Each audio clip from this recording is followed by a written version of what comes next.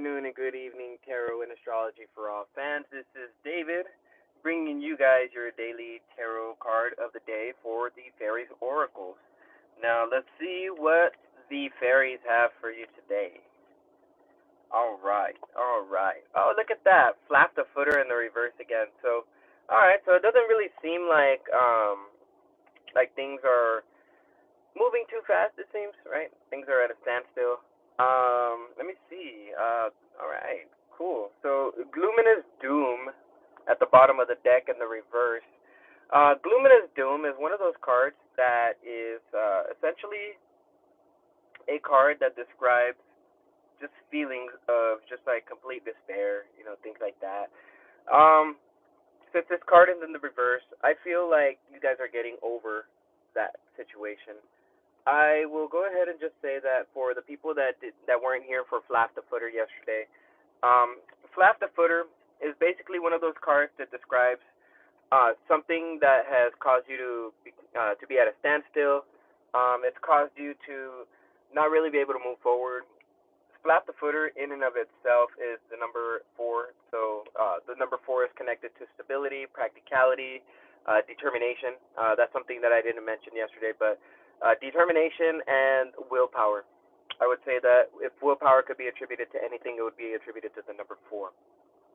Now, not sure. I mentioned something yesterday to you guys about intuitive messages that are going to be coming in from Source. These little wisps. It's the same thing that was found on the Arval parrot.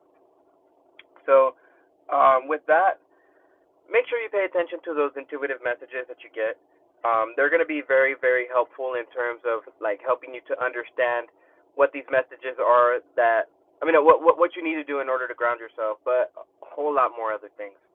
I just want to go ahead and read the part of the book for Flaff the Footer that is based on the reading itself. Let's see, where you at, Flaff?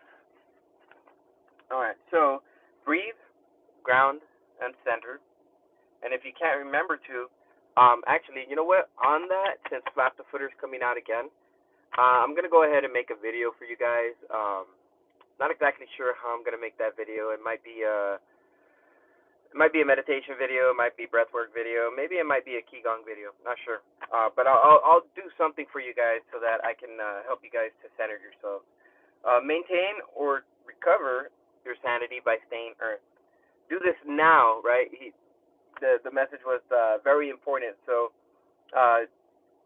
you can't receive that message properly if you're all up in the clouds and you're not like here on earth or here in reality, here centered. So that is a very, very important aspect. And if your head is not connected to your body, like your head's somewhere else but your body's doing this, you're not going to be able to receive those messages from Source. Or if you do receive any messages from Source, your mind will bias it and color it a certain way so that it fits your narrative or whatever, right? So that could be very, very bad.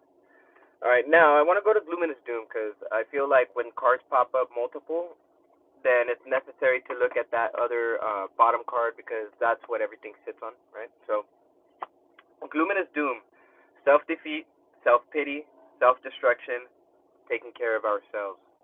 So, self-pity is the first step on the slippery, seductive slide towards self-destruction. Much of what I've said about the Soul Shrinker, 55, well, we'll get to the Soul Shrinker soon, I would imagine, applies to Gloominous Doom. So please read about the Soul Shrinker first. Maybe we'll read about the Soul Shrinker in this one. The Soul Shrinker, huh? Alright, so the Soul Shrinker is about cruelty, malice, and gossip, curses, destruction, but it also can mean blessings too. So the distasteful task of the Soul Shrinker is to observe what we say and to and about others, especially the mean, nasty, and unnecessarily critical things. By observing our behavior this way, he reflects it back to us, making us more aware of it. This is Bodhisattva. Give me 1 second.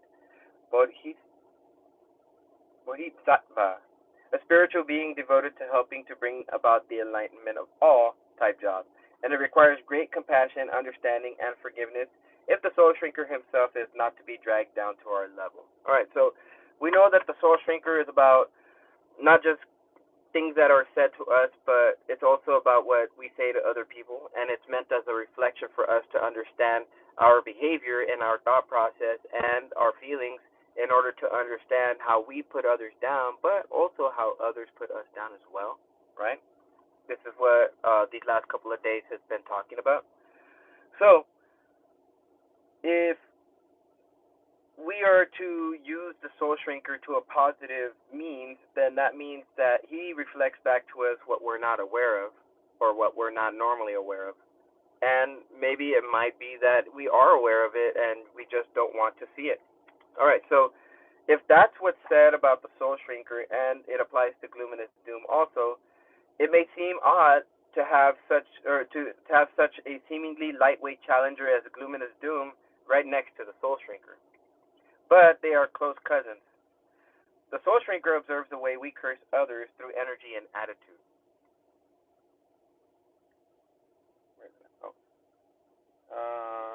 Okay. Through energy and attitude. Gloominous Doom observes the way we curse ourselves. Right. So in a way, though, the part of ourselves that he witnesses is worse than what the soul shrinker sees. When we curse others through sending the energy of malice and ill will towards them, they may reject our sendings, which is something that I just recently wrote about in a song where it says that I have the power to accept or deny, right? But either thought on the fly, to either go the easy way or the rough light, right? So in a way, it's like if we take a look at Gloominous Doom, we start to understand a certain something about it. And if soul shrinker is the other things, the things that we say to other people, and then they reflect it back to us, and we become aware of that, then Gloominous Doom will help us to become aware of what we tell ourselves and how we put ourselves down at any point.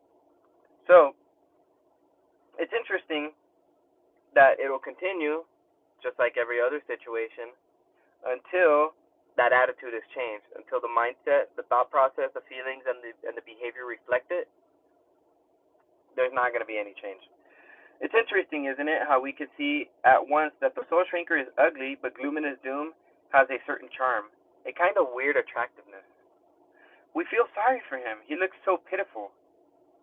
Let me go ahead and put him up here for you guys. So as I'm reading it, you guys go ahead and take a look at Gloominous Doom. Take it all in. Notice the details in it. So, we feel sorry for him. He looks so pitiful. And there is another side to him that one Oracle group participant sees. I feel that Gloominous Doom is underrated as a helper. He can be there for you when no one else wants to know. The state of self-pity, when all seems terrible and the whole world is against you, is an important part of the process. We all get down sometimes. You could say that we need it to compare with when we feel good. Gloominous Doom is ready and willing to help us explore just how awful it feels, just how bad it is, and how hard done by we feel, and what has made us feel like that in the first place. It is very important to really get to know these feelings, or how you possibly let them go if you don't properly know how. Hold on. It is very important to really get to know these feelings, or how can you possibly let them go if you don't properly know them in the first place? Our feelings need to be fully acknowledged and understood, or we just tuck them away and hide them from sight until they appear again, maybe in a different guise. Gloominous Doom helps us properly explore our gloomy feelings of doom so that we can be done with them. It is a very important job. The ultimate test here, of course, is to take responsibility for ourselves and our attitudes, and to choose a path that is life-affirming, not life-denying. The sorrier we feel for ourselves, the worse our life becomes. Reread the last sentence, please. The sorrier we feel for ourselves, the worse life becomes for us. It is not the other way around. Life does not become worse because we feel sorry for ourselves. Wait. Life doesn't become worse and then we feel sorry for ourselves. That's what it's trying to say. Is we feel sorry for ourselves and then our world gets worse. Self-pity makes things worse, and we have a choice. One we have every moment as to whether we want to make ourselves live better or worse, and only we can choose that for ourselves. Mm, that is a very strong message. And of course, it is very important to talk about the numerology behind it because fives are about change and six is about changes on an everyday level. So if we start to pity ourselves less and we start to understand that we have strength and power and we can actually use that power to our advantage to actually make things happen, well then we start to pity ourselves less. So it is time to face the fact that our attitudes and beliefs about ourselves are our own. We may have learned from or we may have learned them from others, but the others are not responsible for them in the here and now. We are. If we choose self-pity and pessimism, we make a choice that our lives we make a choice that makes our lives worse. When this card appears in a reading, it indicates that this is a time when understanding that concept is especially important. A time when there is some sort of a crunch in the situation that offers someone the opportunity to notice and change such self-destructive habits. If it is yourself, you know what you need to do. Yep. If it is someone else, you may wish to consider how you might support them in this opportunity for change. Can you make sure to give positive feedback at every opportunity? At every appropriate opportunity? Can you refrain from nagging, scolding, or complaining at them when they get it wrong? These things help. Now, if someone is sunk in self pity and this is having a deleterious effect on that person and on that situation, I hate to say it, but there is very little anyone but that person can do to change the attitude. It is important to remember that trying to push someone else into a different attitude usually only encourages them to resist us, making matters worse. This is take this into account in making your own plans and decisions and get on with doing the best you can with your life. It is up to the other person to sort out her or his own attitudes. An oracle reader from our online group, and this is speaking about the author, shows a way that we can deal with excessive pity in ourselves by meeting our own needs and desires for comforting. She says, I have a pity party when I'm feeling down. I give myself pessimism to enjoy this feeling to the nth degree. I wallow in it. I get all the junk food I can think of, rent the worst, really grown movies, uh, get my blankie, and I'm set. Pretty soon I can't remember why I was down, but I sure had a great time while it lasted. Highly recommend it. So, from Brian, which is the author, in modern life we are not free from the plagues and torments of bad fairies. They make their presence known through us through all manners of disruption, from minor daily irritations to serious problems affecting our health and our well-being. So, this card it reminds me a lot um about the 10 of cups.